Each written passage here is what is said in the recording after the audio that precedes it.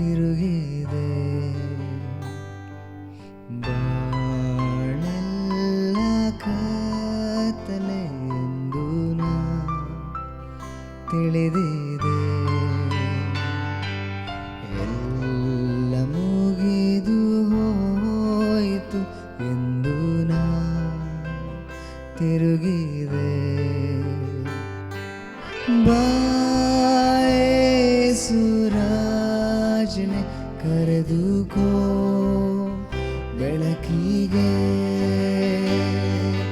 ನಿನ್ ಕೃಪೆಯು ಸಾಕೆನಗೆ ಸೆಳೆದುಕೋ ನಿನ್ ಬಳಿಗೆ.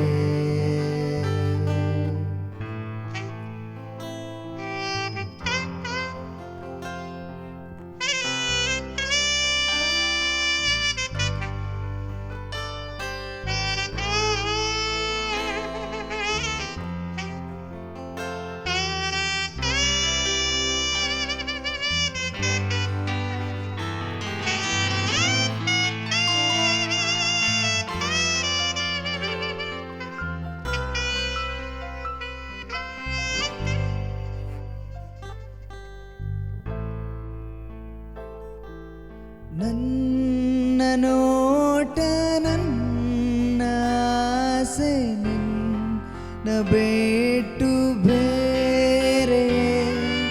ನನ್ನ ದೃಷ್ಟಿ ನನ್ನ ಮನಸ್ಸು ನಿನ್ನ ಬೇಟು ದೂರವೇ. ನನ್ನ ನೋಟ ನನ್ನ ಆಸೆ ನಿನ್ನ ಬೇಟು ಬೇರೆ. ನನ್ನ ದೃಷ್ಟಿ ನನ್ನ ಮನಸ್ಸು ನಿನ್ನ ಬೇಟು ದೂರವೇ. ಸುರಾಜನೆ ಕರೆದುಕೋ ಬೆಳಕಿಗೆ. ನಿನ್ ಕೃಪೆಯು ಸಾಕೆನಗೆ ಸೆಳೆದುಕೋ ನಿನ್ ಬಳಿಗೆ.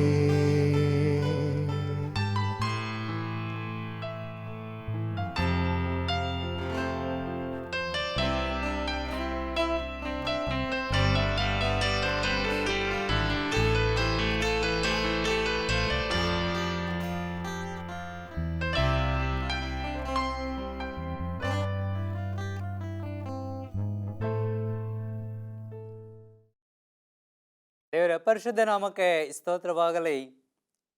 ಕ್ರಿಸ್ತ ಯೇಸುವಿನಲ್ಲಿ ಆತ್ಮೀಯ ದೇವಜನರೇ, ಹೋಪ್ ಟಿವಿ ಇಂಡಿಯಾದ ಮೂಲಕವಾಗಿ ದೇವರ ಸಂದೇಶವನ್ನು ಕೇಳುವಂಥ ನಿಮ್ಮೆಲ್ಲರನ್ನ ಯೇಸು ಕ್ರಿಸ್ತನ ಪರಿಶುದ್ಧವಾದ ಹೆಸರಿನಲ್ಲಿ ವಾಕ್ಯವನ್ನು ಕೇಳಲು ಸ್ವಾಗತಿಸುವಂತವನಾಗಿದ್ದೇನೆ. ಲೆಕ್ಕಾಚಾರ ತಲೆ ಕೆಳಗಾದಾಗ ಎಂಬ ಶಿರೋನಾಮೆಯ ಅಡಿಯಲ್ಲಿ ಅನೇಕ ಸಂದೇಶಗಳನ್ನು ಸತ್ಯವೇದದ ಮೂಲಕವಾಗಿ ನಾವು ತಿಳ್ಕೊಂಡಿದ್ದೇವೆ. ಕಳೆದ ಸಂದೇಶದಲ್ಲಿ ಸೈತಾನನು ಸಭೆಯನ್ನು ಹಿಂಸಿಸುವುದರ ಮೂಲಕವಾಗಿ ತನ್ನ ಕೆಟ್ಟ ಆಲೋಚನೆಯನ್ನು ಆತನು ಮುಂದುವರೆಸಿಕೊಂಡು ಹೋಗುವಂಥವನಾಗಿದ್ದಾನೆ. ಆದರೆ ಒಂದು ದಿವಸ ಸೈತಾನನಿಗೆ ದೇವರು ಶಿಕ್ಷೆಯನ್ನು ವಿಧಿಸುವಾತನಾಗಿದ್ದಾನೆ ಎಂಬ ಅಂಶವನ್ನು ತಿಳಿದುಕೊಂಡೆವು. ಪ್ರಿಯರೇ, ಈ ದಿವಸ ಯಾರ ಹೆಸರಿನ ಮೇಲೆ ಈ ಸಂದೇಶ ಅಡಕವಾಗಿದೆ ಎಂಬುದನ್ನು ತಿಳಿದುಕೊಳ್ಳುವ ಮೊದಲು ತಲೆಗಳನ್ನು ಬಾಗಿಸಿ ಪ್ರಾರ್ಥನೆ ಮಾಡಿಕೊಳ್ಳೋಣ. ಪ್ರಾರ್ಥಿಸುವ. ನಮ್ಮನ್ನು ಬಹಳವಾಗಿ ಪ್ರೀತಿ ಮಾಡುವಂತಹ ಪರಲೋಕದ ಸ್ವಾಮಿಯೇ, ನಿನ್ನ ವಾಕ್ಯದ ಮೂಲಕವಾಗಿ ನಮ್ಮ ಸಂಗಡ ಮಾತನಾಡು. ನಿನ್ನ ಚಿತ್ತವನ್ನು ನಮಗೆ ಗೋಚರಪಡಿಸು. ಯೇಸು ಕ್ರಿಸ್ತನ ಹೆಸರಿನಲ್ಲಿ ಪ್ರಾರ್ಥಿಸುತ್ತೇವೆ, ಆಮೆನ್. ಪ್ರಭು ಕ್ರಿಸ್ತನಲ್ಲಿ ಆತ್ಮೀಯ ದೇವಜನರೇ, ಮನುಷ್ಯರಾದಂಥ ನಮಗೆ ಶೋಧನೆಗಳು ಬರುವಂಥದ್ದು ಸಹಜ. ಈ ಶೋಧನೆಗಳು ಯಾವ ವ್ಯಕ್ತಿಯನ್ನು ಸಹ ಬಿಡೋದಿಲ್ಲ ರೀ. ಈ ಶೋಧನೆಗಳು ಪ್ರತಿಯೊಬ್ಬ ವ್ಯಕ್ತಿಗಳನ್ನು ಕಾಡುತ್ತಲೇ ಇರುತ್ತವೆ. ಈ ಶೋಧನೆಗೆ ಬಡವ ಶ್ರೀಮಂತನೆಂಬ ವ್ಯತ್ಯಾಸ ಇಲ್ಲ, ಜ್ಞಾನಿ ಅಜ್ಞಾನಿ ಎಂಬ ವ್ಯತ್ಯಾಸವಿಲ್ಲ, ಕರಿಯ ಬಿಳಿಯ ಎಂಬ ಭೇದವಿಲ್ಲ. ಶೋಧನೆಗಳು ಪ್ರತಿಯೊಬ್ಬ ವ್ಯಕ್ತಿಗಳನ್ನು ಕಾಡುತ್ತಿರುತ್ತವೆ. ಯೇಸು ಸ್ವಾಮಿಯವರು ಈ ಲೋಕದಲ್ಲಿ ನರಾವತಾರ ಎತ್ತಿ ಮನುಷ್ಯನಾಗಿ ಜೀವಿಸುವಾಗ ಯೇಸು ಸ್ವಾಮಿಯವರನ್ನೇ ಈ ಶೋಧನೆಗಳು ಬಿಡಲಿಲ್ಲ ಪ್ರಿಯರು. ಹೀಗಿರೋದ್ರಿಂದ ಶೋಧನೆಗಳು ಪ್ರತಿಯೊಬ್ಬ ವ್ಯಕ್ತಿಗಳನ್ನ ಅವು ಕಾಡುತ್ತವೆ. ಆದರೆ ಶೋಧನೆಗಳು ನಮ್ಮನ್ನ ಕಾಡುವಾಗ ನಾವು ಆ ಶೋಧನೆಗೆ ಬಿದ್ದು ಹೋಗಲೇಬೇಕೆಂಬ ನಿಯಮವೇನೂ ಇಲ್ಲ. ಯಾಕೆಂದರೆ ಯೇಸು ಸ್ವಾಮಿಯವರು ಈ ಲೋಕದಲ್ಲಿರುವಾಗ ತನ್ನ ಶಿಷ್ಯರಿಗೆ ಕಲಿಸಿಕೊಟ್ಟ ಪ್ರಾರ್ಥನೆಯಲ್ಲಿ ಈ ರೀತಿಯಾಗಿ ಹೇಳುತ್ತಾರೆ. ಮತ್ತಾಯನ ಸುವಾರ್ತೆ 6ನೇ ಅಧ್ಯಾಯ 13ನೇ ವಚನ. ಮತ್ತಾಯನ ಸುವಾರ್ತೆ 6ನೇ ಅಧ್ಯಾಯ 13ನೇ ವಚನ ಈ ರೀತಿಯಾಗಿ ಹೇಳುತ್ತೆ, ಶೋಧನೆಗೆ ಸೇರಿಸದೆ ಕೇಡಿನಿಂದ ನಮ್ಮನ್ನು ತಪ್ಪಿಸು ಎಂಬುದಾಗಿ. ಪ್ರಿಯ ದೇವಜನರೇ, ಯೇಸು ಸ್ವಾಮಿಯವರು ಕಲಿಸಿದಂಥ ಪ್ರಾರ್ಥನೆಯಲ್ಲಿ ಶೋಧನೆಗೆ ಸೇರಿಸದೆ ಕೇಡಿನಿಂದ ನಮ್ಮನ್ನು ತಪ್ಪಿಸು ಎಂಬುದಾಗಿ ಹೇಳಿಕೊಟ್ಟಿದ್ದಾರೆ. ಅಂದರೆ ಶೋಧನೆಗಳು ಸಹಜವಾಗಿ ಬರುತ್ತದೆ, ಆದರೆ ಆ ಶೋಧನೆಗೆ ನಾವು ಒಳಗಾಗದಂತೆ ನಮ್ಮನ್ನು ತಪ್ಪಿಸಿ ಕಾಪಾಡು ಎಂಬುದಾಗಿ ನಾವು ದೇವರನ್ನ ಬೇಡುವಾಗ ಖಂಡಿತವಾಗಿಯೂ ಸ್ವಾಮಿ ನಮ್ಮನ್ನ ಶೋಧನೆಯಿಂದ ತಪ್ಪಿಸುವಂತವರಾಗಿದ್ದಾರೆ. ಈ ದಿನದ ಸಂದೇಶ ಒಬ್ಬ ಸಾಮಾನ್ಯನಾದಂಥ ವ್ಯಕ್ತಿ ಮುಂದೆ ರಾಜನಾಗಿ ಆಳ್ವಿಕೆಯನ್ನು ಮಾಡಿದಂತಹ ದೇವ ಭಕ್ತನ ವಿಚಾರವಾಗಿ ಬರೆಯಲ್ಪಟ್ಟಿದೆ. ಆ ವ್ಯಕ್ತಿ ದಾವೀದನು. ಆತ್ಮೀಯ ದೇವಜನರೇ, ದಾವೀದನ ವಿಚಾರವಾಗಿ ನಾವು ಅಧ್ಯಯನ ಮಾಡುವಾಗ ಸತ್ಯವೇದ ದಾವೀದನ ವಿಷಯವಾಗಿ ಬಹಳ ಸ್ಪಷ್ಟವಾದಂಥ ಸಾಕ್ಷ್ಯಾಧಾರಗಳನ್ನು ನೀಡುವಂಥದ್ದಾಗಿದೆ. ದಾವೀದನು ಅವನ ಬಾಲ್ಯದ ಜೀವಿತ ಅವನೊಬ್ಬ ಕುರಿ ಕಾಯುವಂತಹ ವ್ಯಕ್ತಿಯಾಗಿದ್ದನು. ಕುರಿಗಳನ್ನು ಅರಣ್ಯದಲ್ಲಿ ಕಾಡುಗಳಲ್ಲಿ ಕುರಿಗಳನ್ನು ಮೇಯಿಸುತ್ತಾ ಜೀವಿಸುತ್ತಾ ಇದ್ದಂಥ ಒಬ್ಬ ವ್ಯಕ್ತಿ. ಸಾಮಾನ್ಯವಾಗಿ ಕುರುಬ ಎಂಬುದಾಗಿ ಹೇಳುವಾಗ ಆತನು ದಡ್ಡನು ಎಂಬುದಾಗಿ ಅನೇಕ ಜನ ಭಾವಿಸುತ್ತಾರೆ. ದಾವೀದನು ಅರಣ್ಯದಲ್ಲಿ ಕುರಿಗಳನ್ನು ಮೇಯಿಸುತ್ತಾ ಜೀವಿಸುತ್ತಾ ಇದ್ದನು. ಆದರೆ ಆತನು ಕುರಿ ಕಾಯುವ ಕೆಲಸದಲ್ಲಿ ಇದ್ದಾಗ್ಯೂ ಆತನು ಸಂಪೂರ್ಣವಾಗಿ ಸತದೇವರ ಮೇಲೆ ವಿಶ್ವಾಸವನ್ನ ಭಯಭಕ್ತಿಯನ್ನ ಇಟ್ಟಿದ್ದನು. ಆತನು ವಾದ್ಯವನ್ನ ನುಡಿಸುವಂತಹ ಕಲೆಯನ್ನ ಅಥವಾ ತಲಾಂತನ್ನು ದೇವರಿಂದ ಹೊಂದಿಕೊಂಡಿದ್ದನು. ಆತನು ತಂತಿ ವಾದ್ಯವನ್ನು ನುಡಿಸುವಾಗ ದೇವಗಳು ಸಹಿತ ಹೆದರಿ ಅಲ್ಲಿಂದ ಓಡಿ ಹೋಗ್ತಾ ಇತ್ತು. ಪ್ರಿಯ, ಇಷ್ಟು ತಲಾಂತನ ಹೊಂದಿದಂಥ ವ್ಯಕ್ತಿ. ಅಷ್ಟು ಮಾತ್ರವಲ್ಲ, ದೇವರ ಮೇಲೆ ಆತನಿಗೆ ಸಂಪೂರ್ಣವಾದಂಥ ಭರವಸೆ, ಸಂಪೂರ್ಣವಾದ ವಿಶ್ವಾಸ ಆತನಿಗೆ ಇತ್ತು. ಆತನು ಕುರಿಗಳನ್ನ ತಿನ್ನೋದಕ್ಕಾಗಿ ಸಿಂಹ ಕರಡಿಗಳು ಬರುವಾಗ ಅವುಗಳನ್ನ ಕ್ರಿಸ್ತನ ಹೆಸರಿನಲ್ಲಿ ಅವುಗಳ ಬಾಯಿಯನ್ನ ಸೀಳಿ ಹಾಕುತ್ತಾ ಇದ್ದಂಥ ಒಬ್ಬ ಬಲಾಢ್ಯನಾದಂಥ ವ್ಯಕ್ತಿ ದಾವೀದನಾಗಿದ್ದಾನೆ. ಅಷ್ಟು ಮಾತ್ರವಲ್ಲದೆ, ದಾವೀದನಿಗೆ ತನ್ನ ದೇವ ಜನರ ವಿಚಾರವಾಗಿ ಬಹಳಷ್ಟು ಹೆಮ್ಮೆ ಆತನಿಗೆ ಇತ್ತು. ಫಿಲಿಸ್ಟಿಯರ ಗೋಲಿಯಾತನು ಇಸ್ರಾಯೇಲರನ್ನ ಅವಮಾನಪಡಿಸುವಂತಹ ಸಮಯದಲ್ಲಿ, ಮಾತಿನಿಂದ ಅವಮಾನಪಡಿಸುವಾಗ ದಾವೀದನು ಬಹಳಷ್ಟು ರೋಷವುಳ್ಳವನಾಗ್ತಾನೆ. ಸುನ್ನತಿ ಇಲ್ಲದ ಈ ಫಿಲಿಸ್ಟಿಯನು ಸುನ್ನತಿಯುಳ್ಳಂತ ದೇವ ಭಕ್ತರನ್ನ, ದೇವ ಜನರನ್ನ ಹೀಗೆ ಈತನು ಅವಮಾನ ಪಡಿಸುತ್ತಾ ಇದ್ದಾನಲ್ಲ ಎಂಬುದಾಗಿ ಆತನು ರೋಷವುಳ್ಳವನಾಗ್ತಾನೆ. ದಾವೀದನು ದೇವರ ಹೆಸರಿನಲ್ಲಿ ಕವಣೆಯನ್ನ ತೆಗೆದುಕೊಂಡು ಅದರಲ್ಲಿ ಒಂದು ಕಲ್ಲನ್ನ ಇಟ್ಟು ತಿರುಗಿಸಿ ಹೊಡೆಯುವುದರ ಮೂಲಕವಾಗಿ ಗೋಲ್ಯಾತನನ್ನ ಕೊಂದು ಹಾಕಿದನು ಎಂಬ ವಿಚಾರ ನಿಜಕ್ಕೂ ಬಹಳಷ್ಟು ಸಂತೋಷವನ್ನ ಕೊಡುವುದಲ್ಲದೆ, ದಾವೀದನಿಗೆ ದೇವರ ಮೇಲೆ ಎಷ್ಟು ಪ್ರೀತಿ ಇತ್ತು, ನಂಬಿಕೆ ಇತ್ತು, ಭಕ್ತಿ ಭಯದಿಂದ ಅದನ್ನು ತುಂಬಿಕೊಂಡಿದ್ದನು ಎಂಬುದಾಗಿ ಕಂಡು ಬರುತ್ತದೆ. ಹೀಗೆ ಒಬ್ಬ ಸಾಮಾನ್ಯ ಕುರಿ ಕಾಯುವಂತ ವ್ಯಕ್ತಿಯನ್ನ ದೇವರು ಆರಿಸಿಕೊಂಡನು.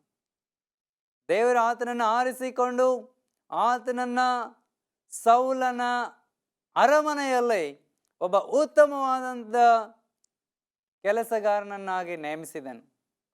ತದನಂತರ ದಾವೀದನನ್ನ ಸ್ವಾಮಿ ರಾಜನಾಗಿ ಅಭಿಷೇಕಿಸಿದನು. ಹೀಗೆ ರಾಜನಾದಂತಹ ದಾವೀದನು ತನ್ನ ಜೀವಿತದಲ್ಲಿ ಶೋಧನೆಗಳನ್ನ ಎದುರಿಸಬೇಕಾಯಿತು. ಪ್ರಿಯರೇ, 2 ಸಾಮುವೇಲನ ಪುಸ್ತಕ 11ನೇ ಅಧ್ಯಾಯ ಮತ್ತು 12ನೇ ಅಧ್ಯಾಯವನ್ನು ನಾವು ಓದುವಾಗ ದಾವೀದನಿಗೆ ಎದುರಾದಂತಹ ಶೋಧನೆ ಏನು ಎಂಬುವಂಥದ್ದು ಅಲ್ಲಿ ನಮಗೆ ಸ್ಪಷ್ಟವಾಗಿ ತಿಳಿದು ಬರುತ್ತದೆ. ದಾವೀದನು ರಹಸ್ಯ ಪಾಪಗಳನ್ನ ಮಾಡೋದಕ್ಕೆ ಒಡಂಬಟ್ಟನು. ದಾವೀದನು ಬೆತ್ಷೆಬೆಯ ಸೌಂದರ್ಯಕ್ಕೆ ಮರಳಾದನು. ದಾವೀದನು ಯಥಾ ಪ್ರಕಾರ ಎಲ್ಲ ಸೈನ್ಯ ಯುದ್ಧಕ್ಕೆ ಹೋಗುವಾಗ ತಾನು ಯುದ್ಧಕ್ಕೆ ಹೋಗುತ್ತಾ ಇದ್ದನು. ಆದರೆ ಆ ದಿವಸ ಆತನ ಯುದ್ಧಕ್ಕೆ ಹೋಗೋದಕ್ಕೆ ಬದಲಾಗಿ ತನ್ನ ಅರಮನೆಯಲ್ಲಿ ಇದ್ದು ಅರಮನೆಯ ಮೇಲುಗಡೆ ಆತನು ತಿರುಗಾಡುವಂತ ಸಮಯದಲ್ಲಿ ಒಬ್ಬ ಸ್ತ್ರೀ, ಬೆತ್ಷೆಬೆ ಎಂಬ ಸ್ತ್ರೀಯ ದೇಹ ಸೌಂದರ್ಯಕ್ಕೆ ಆತನು ಒಳಗಾದನು. ಆ ಸೌಂದರ್ಯ ಆತನ ಮನಸ್ಸನ್ನ ಕೆಡಿಸೋದಕ್ಕೆ ಪ್ರಾರಂಭಿಸಿತು. ಹೀಗೆ ದಾವೀದನು ಶೋಧನೆಗೆ ಒಳಬಿದ್ದನು. ಆ ಬೇರೊಬ್ಬನ ಹೆಂಡತಿಯಾದಂಥ ಬೆತ್ಷೆಬೆಯನ್ನ, ಊರಿಯನ ಹೆಂಡತಿಯಾದಂಥ ಆಕೆಯನ್ನ ತಾನು ತನ್ನ ಮನೆಗೆ, ತನ್ನ ಅರಮನೆಗೆ ಕರೆಸಿಕೊಂಡು ಆಕೆಯ ಸಂಗಡ ಆತನು ದೈಹಿಕ ಸಂಪರ್ಕವನ್ನ ಹೊಂದೋದರ ಮೂಲಕವಾಗಿ ಪಾಪದಲ್ಲಿ ಬಿದ್ದನು. ಹೀಗೆ ಮೋಸತನದಲ್ಲಿ ಪಾಪದಲ್ಲಿ ಬಿದ್ದಂತ ದಾವೀದನು ಆ ಬೆತ್ಷೆಬೆಯು ಗರ್ಭಿಣಿಯಾಗಿದ್ದಾಳೆ ಎಂಬ ವಿಚಾರ ತಿಳಿದು ಬಂದಾಗ ಊರಿಯನನ್ನ, ಅಂದರೆ ಬೆತ್ಷೆಬೆಯ ಗಂಡನನ್ನ ಕರೆಯಿಸಿದನು. ಆ ಬೆತ್ಷೆಬೆಯ ಗಂಡನನ್ನು ಕರೆಯಿಸಿ ತಾನು ಮಾಡಿದಂತ ಈ ಪಾಪ ಬಯಲಿಗೆ ಬರದಂತೆ ಅನೇಕ ಕುತಂತ್ರಗಳನ್ನ ಆತನು ರೂಪಿಸಿಕೊಂಡನು. ಆತನು ತನ್ನ ಮನಸ್ಸಿನಲ್ಲಿ ಅನೇಕ ಲೆಕ್ಕಾಚಾರಗಳನ್ನು ಹಾಕೋದಕ್ಕೆ ಪ್ರಾರಂಭಿಸಿದನು. ಊರಿಯನು ಬಂದು ತನ್ನ ಹೆಂಡತಿಯ ಸಂಗಡ ಮಲಗುವಾಗ ಮುಂದೆ ಹುಟ್ಟುವಂತ ಮಗುವು ಊರಿಯನದು ಎಂಬುದಾಗಿ ತಿಳಿದುಕೊಳ್ಳುತ್ತಾನೆ ಎಂಬ ಆಲೋಚನೆ ದಾವೀದನ ಮನಸ್ಸಿನಲ್ಲಿ ಬಂತು. ಹೀಗೆ ಆತನು ಆಲೋಚಿಸಿ ಊರಿಯನನ್ನ ಕರೆಸಿದನು ಯುದ್ಧದಿಂದ. ಊರಿಯನು ಯುದ್ಧದಿಂದ ಬಂದಾಗ ಆತನು ತನ್ನ ಮನೆಗೆ ಹೋಗಿ ಮಲಗದೆ ರಾಜನ ಆ ಒಂದು ಅರಮನೆಯ ಮುಂದಗಡೆ ಆತನು ರಾತ್ರಿಯನ್ನ ಕಳೆದನು. ಮರುದಿನ ದಾವೀದ ರಾಜನು ಆ ಊರಿಯನಿಗೆ ಚೆನ್ನಾಗಿ ಮತ್ತು ಬರುವ ರೀತಿಯಲ್ಲಿ ಕೂಡಿಸಿ ಆತನನ್ನ ಮನೆಗೆ ಕಳಿಸೋದಕ್ಕೆ ಪ್ರಯತ್ನಿಸಿದನು. ಆದರೆ ದಾವೀದನ ಲೆಕ್ಕಾಚಾರ ನೆರವೇರಲಿಲ್ಲ. ಪ್ರಿಯರ, ಹೀಗೆ ದಾವೀದನು ಒಂದು ನಿರ್ಧಾರಕ್ಕೆ ಬರುತ್ತಾನ. ಊರಿಯನನ್ನ ಆ ಯುದ್ಧದಲ್ಲಿ ಕೊಲ್ಲಿಸಬೇಕೆಂಬಂತ ನಿರ್ಧಾರ. ಊರಿಯನನ್ನ ಯುದ್ಧದಲ್ಲಿ ಕೊಲ್ಲಿಸೋದಕ್ಕೆ ಲೆಕ್ಕಾಚಾರವನ್ನ ಹಾಕಿದಂತಹ ದಾವೀದನು ಆ ವಿಷಯದಲ್ಲಿ ಯಶಸ್ಸನ್ನ ಹೊಂದುತ್ತಾನೆ. ಆದರೆ ಆತನು ತಿಳಿದುಕೊಂಡಿದ್ದ ತನ್ನ ಮನಸ್ಸಿನಲ್ಲಿ, ನಾನು ಮಾಡಿದಂತ ಈ ಪಾಪದ ಕೆಲಸ ನಾನು ಮಾಡಿದಂಥ ಈ ವ್ಯಭಿಚಾರದ ಕೆಲಸ ಇದು ರಹಸ್ಯವಾಗಿದೆ, ಇದು ಯಾರಿಗೂ ತಿಳಿಯದು, ಯಾರಿಗೂ ಗೊತ್ತಿಲ್ಲ ಎಂಬುದಾಗಿ ಆತನು ಅಂದುಕೊಳ್ಳುತ್ತಾನೆ. ಆದರೆ ನಾವು ಆರಾಧಿಸುವಂಥ ದೇವರು ಸರ್ವವ್ಯಾಪಿಯಾಗಿರುವಂಥ ದೇವರು. ಕತ್ತಲೆಯಲ್ಲಿ ಅಡಗಿರುವಂಥ ಎಲ್ಲ ರಹಸ್ಯಗಳನ್ನು ತಿಳಿದುಕೊಳ್ಳುವಂತಹ ದೇವರು. ಮನುಷ್ಯನ ಮನಸ್ಸಿನಲ್ಲಿ ಅಡಗಿರುವಂಥ ಎಲ್ಲ ವಿಚಾರಗಳನ್ನು ಸೂಕ್ಷ್ಮವಾಗಿ ತಿಳಿದುಕೊಳ್ಳುವಂಥ ದೇವರು ನಮ್ಮ ದೇವರಾಗಿದ್ದಾನೆ. ಪ್ರಿಯರೇ, 2 ಸಾಮುವೇಲ 12ನೇ ಅಧ್ಯಾಯಕ್ಕೆ ನಮ್ಮ ಸತ್ಯವೇದವನ್ನು ತಿರುಗಿಸಿ ಓದುವಾಗ, ಒಬ್ಬ ದೈವ ಪ್ರವಾದಿಯು ದಾವೀದನ ಬಳಿಗೆ ಬಂದು, ನಾತಾನನೆಂಬ ಪ್ರವಾದಿಯು ದಾವೀದನ ಬಳಿಗೆ ಬಂದು, ದಾವೀದನು ಮಾಡಿದಂಥ ಈ ದುಷ್ಟ ಕಾರ್ಯದ ವಿಚಾರವಾಗಿ ಆತನಿಗೆ ತಿಳಿಸುವಂಥವನಾಗಿದ್ದಾನೆ. ನಾತಾನನು ದಾವೀದನ ಬಳಿಗೆ ಬಂದು ನೇರವಾಗಿ ಆತನಿಗೆ ದಾವೀದನು ಮಾಡಿದಂಥ ವ್ಯಭಿಚಾರದ ಕೃತ್ಯವನ್ನು ತಿಳಿಸೋದಕ್ಕೆ ಬದಲಾಗಿ ಸಾಮ್ಯದ ಉಪಾಧಿಯಲ್ಲಿ ತಿಳಿಸುವಾಗ ದಾವೀದ ರಾಜನು ಬಹಳಷ್ಟು ಕೋಪೋದ್ರಿಕ್ತನಾಗಿ, ಹೀಗೆ ಮಾಡಿದಂಥ ವ್ಯಕ್ತಿ ಯಾರು, ಆತನನ್ನ ಕೊಲ್ಲಬೇಕು, ಆತನು ಮರಣಕ್ಕೆ ಪಾತ್ರನು ಎಂಬುದಾಗಿ ನಿರ್ಧರಿಸುತ್ತಾನೆ. ಕೊನೆಗೆ 12ನೇ ಅಧ್ಯಾಯವನ್ನು ನೀವು ಮನೆಯಲ್ಲಿ ಓದುವಾಗ ಕೊನೆಗೆ ಆ ನಾತನ ಪ್ರವಾದಿ ಹೇಳ್ತಾನೆ, ಆ ವ್ಯಕ್ತಿ ನೀನೆ. ದಾವೀದ ರಾಜನಿಗೆ ಒಬ್ಬ ದೇವರ ಸೇವಕನು ಹೇಳ್ತಾ ಇದ್ದಾನೆ, ಆ ವ್ಯಕ್ತಿ ಬೇರೆ ಯಾರೆಲ್ಲ, ಆತು ನೀನೇ. ನಿನ್ನ ಆಸ್ಥಾನದಲ್ಲಿ ಸಾಕಷ್ಟು ಜನ ಸ್ತ್ರೀಯರಿದ್ದರು, ನಿನಗೆ ದೇವರು ಕೇಳಿದ್ದರೆ ಇನ್ನೂ ಅನೇಕರನ್ನ ಒಪ್ಪಿಸಿಕೊಡ್ತಿದ್ದರು. ಆದರೆ ನೀನು ಒಬ್ಬ ಸಾಮಾನ್ಯ ವ್ಯಕ್ತಿಯ ಹೆಂಡತಿಯನ್ನ ನಿನ್ನವಳಾಗಿ ಸ್ವೀಕರಿಸಿ ಆಕೆಯ ಸಂಗಡ ವ್ಯಭಿಚಾರ ಮಾಡಿದ್ದು ಮಾತ್ರವಲ್ಲದೆ ಆಕೆಯ ಗಂಡನನ್ನ ನೀನು ಕೊಲ್ಲಿಸಿದ್ದು ನಿಜಕ್ಕೂ ಅಪರಾಧ ಎಂಬುದಾಗಿ ಅಲ್ಲಿ ತಿಳಿಸುವಂಥದ್ದನ್ನು ನಾವು ನೋಡ್ತೇವೆ. ಇದರಿಂದ ದಾವೀದನಿಗೆ ಗೊತ್ತಾಯಿತು, ಹೋ, ನಾನು ಮಾಡಿದಂತಹ ಈ ರಹಸ್ಯವಾದಂಥ ಪಾಪ ಅದು ದೇವರಿಗೆ ಮರೆಯಾಗಿಲ್ಲ, ದೇವರು ಸರ್ವವನ್ನ ನೋಡುವಂಥ ದೇವರಾಗಿದ್ದಾರೆ ಎಂಬುದಾಗಿ ಆತನು ತಿಳಿದುಕೊಂಡು ಆತನು ಬೋರಲ ಬಿದ್ದು ತಾನು ಮಾಡಿದಂಥ ತಪ್ಪಿಗೆ ಆತನು ಕ್ಷಮಾಪಣೆಯನ್ನ ದೇವರ ಮುಂದೆ ಕೇಳೋದಕ್ಕೆ ಪ್ರಾರಂಭಿಸಿದನು. ಕ್ರಿಸ್ತನಲ್ಲಿ ಆತ್ಮೀಯ ದೇವಜನರೇ, ದಾವೀದನ ಲೆಕ್ಕಾಚಾರ ತಲೆ ಕೆಳಗಾಯಿತು. ಪರಿಣಾಮ ಏನಾಯಿತು ಎಂಬುದಾಗಿ ನಾವು ಓದುವಾಗ, ದಾವೀದನಿಗೆ ಬೆತ್ಷೆಬೆಯಲ್ಲಿ ಹುಟ್ಟಿದಂತಹ ಮಗನು ಸತ್ತು ಹೋದನು.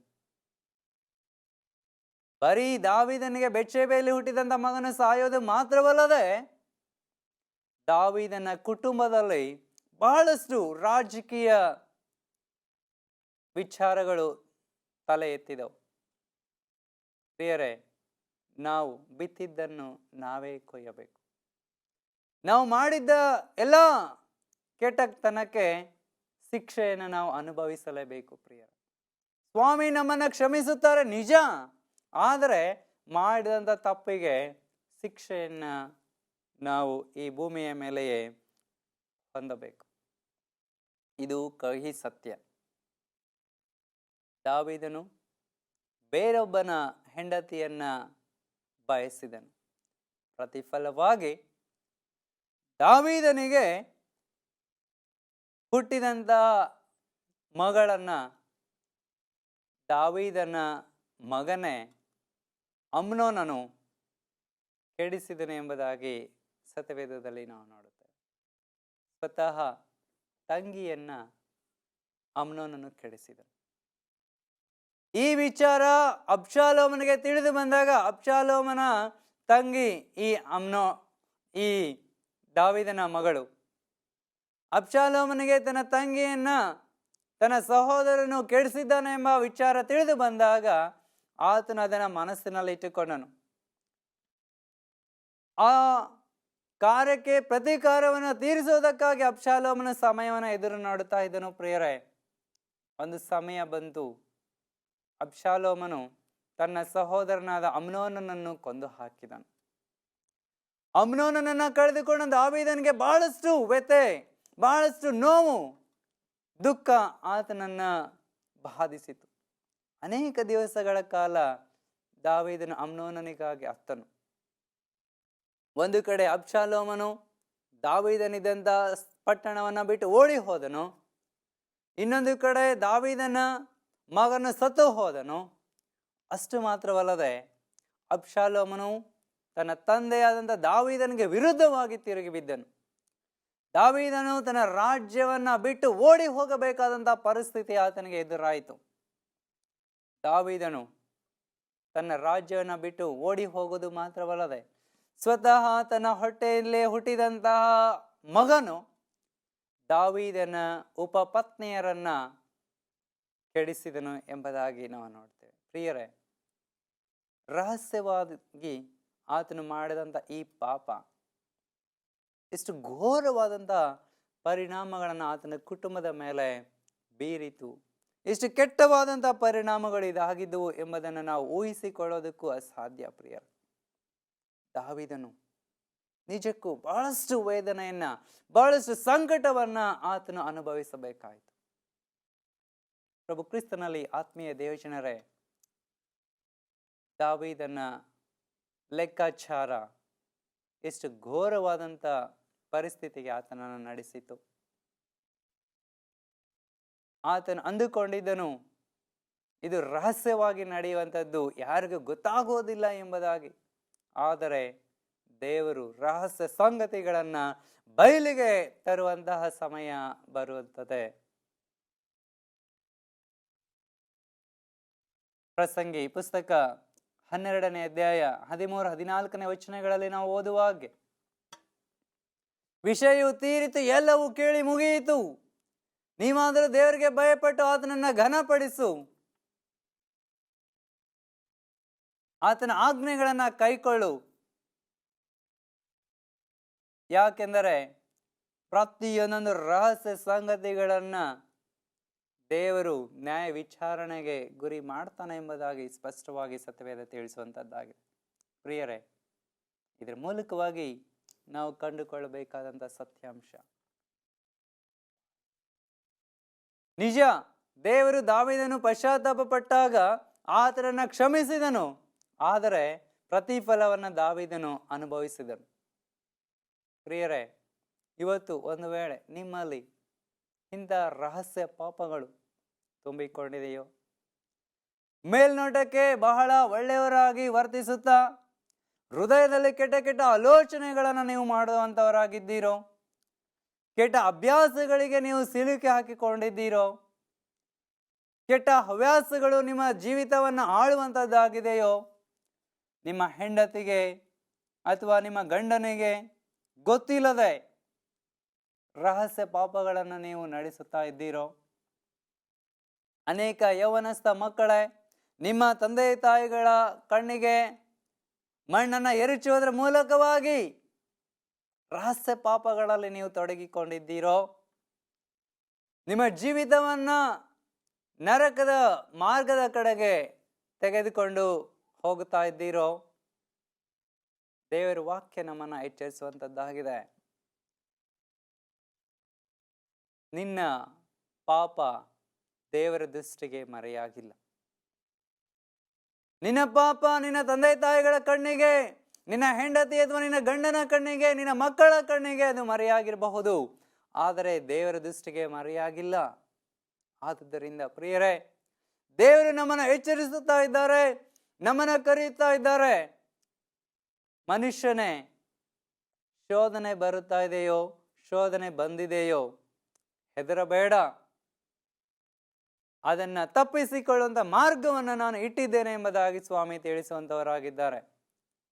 ಪ್ರಭು ಕ್ರಿಸ್ತನಲ್ಲಿ ಆತ್ಮೀಯ ದೇವಜನರೇ, ಒಂದು ವೇಳೆ ನೀವು ಇಂತಹ ರಹಸ್ಯ ಪಾಪಗಳಿಗೆ ಒಳಗಾಗಿರೋ ಪಕ್ಷಕ್ಕೆ, ಸೈತಾನನು ನಿಮ್ಮ ಹೃದಯಗಳನ್ನು, ನಿಮ್ಮ ಮನಸ್ಸುಗಳನ್ನ, ನಿಮ್ಮ ಜೀವಿತವನ್ನ ಇಂಥ ಕೆಟ್ಟ ಪಾಪಗಳ ನಿಮಿತ್ತವಾಗಿ ಆಳ್ತಾ ಇರುವ ಪಕ್ಷಕ್ಕೆ ಸ್ವಾಮಿ ಕೊಡುವಂತ ಎಚ್ಚರಿಕೆ, ನಿಮ್ಮ ಶೋಧನೆಗಳಿಗೆ ನೀವು ಒಳಗಾಗಿ ಶೋಧನೆಯನ್ನು ಜಯಿಸಲಾರದೇ ಇರುವಂತಹ ಪರಿಸ್ಥಿತಿ ನಿಮ್ಮದಾಗಿರುವ ಪಕ್ಷಕ್ಕೆ ಸ್ವಾಮಿ ಕೊಡುವಂತ ವಾಗ್ದಾನ,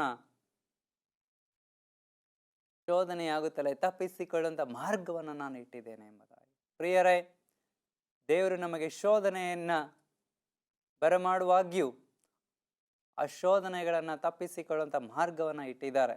ಆದುದರಿಂದ ಯೇಸು ಸ್ವಾಮಿಯವರು ತನ್ನ ಶಿಷ್ಯರಿಗೆ ಕಲಿಸಿಕೊಟ್ಟಂಥ ಪ್ರಾರ್ಥನೆ ಇವತ್ತು ನನ್ನದು ಹಾಗೂ ನಿಮ್ಮದಾಗಿರುವ ಪಕ್ಷಕ್ಕೆ ಖಂಡಿತವಾಗಿ ನಾವು ಶೋಧನೆಗಳನ್ನು ಜಯಿಸಿ ಇಂಥ ರಹಸ್ಯ ಪಾಪಗಳನ್ನು ನಾವು ಎದುರಿಸೋದಕ್ಕೆ ಸಾಧ್ಯವಾಗುತ್ತದೆ. ಸ್ವಾಮಿ ತಿಳಿಸುವ ಹಾಗೆ ಪ್ರತಿನಿತ್ಯದ ನಮ್ಮ ಪ್ರಾರ್ಥನೆ ನಮ್ಮನ್ನು ಶೋಧನೆಗಳಿಗೆ ಸೇರಿಸದೆ ಕೇಡಿನಿಂದ ನಮ್ಮನ್ನು ತಪ್ಪಿಸು ಎಂಬುದಾಗಿ ನಾವು ದೇವರನ್ನು ಬೇಡಿಕೊಳ್ಳೋಣ. ಪ್ರಿಯರೇ, ನನ್ನ ಸಂಗಡ ನೀವು ಪ್ರಾರ್ಥಿಸುವುದಾದರೆ ದೇವರು ನಿಮ್ಮನ್ನು ಆಶೀರ್ವದಿಸುವಂತವರಾಗಿದ್ದಾರೆ. ಪ್ರಾರ್ಥಿಸುವ. ನಮ್ಮ ಪರಲೋಕದ ತಂದೆಯೇ, ನಾವು ಶೋಧನೆಗೆ ಒಳಗಾಗದಂತೆ, ರಹಸ್ಯವಾಗಿ ನಿನಗೆ ಪಾಪವನ್ನು ಮಾಡದಂತೆ ನಮ್ಮನ್ನು ತಪ್ಪಿಸಿ ಕಾಪಾಡು. ಯೇಸು ಕ್ರಿಸ್ತನ ಹೆಸರಿನಲ್ಲಿ ಪ್ರಾರ್ಥಿಸುತ್ತೇವೆ ತಂದೆಯೇ, ಆಮೇನ್. ಪ್ರಭು ಕ್ರಿಸ್ತನಲ್ಲಿ ಆತ್ಮೀಯ ದೇವಜನರೇ, ಹೋಪ್ ಟಿವಿ ಇಂಡಿಯಾದ ಮೂಲಕವಾಗಿ ಈ ಸಂದೇಶವನ್ನು ಕೇಳುವಂತ ನೀವು ಮುಂದಿನ ಸಂದೇಶ ಯಾರ ಹೆಸರ ಮೇಲಿದೆ, ಅವರ ಲೆಕ್ಕಾಚಾರ ಏನಾಗಿತ್ತು, ಅದರ ಪರಿಣಾಮ ಏನಾಯಿತು ಎಂಬುದನ್ನು ತಿಳಿದುಕೊಳ್ಳುವುದಕ್ಕಾಗಿ ಹೋಪ್ ಟಿವಿ ಇಂಡಿಯಾವನ್ನು ವೀಕ್ಷಿಸುತ್ತಾ ಇರಿ. ದೇವರು ನಿಮ್ಮನ್ನು ಆಶೀರ್ವದಿಸಲಿ.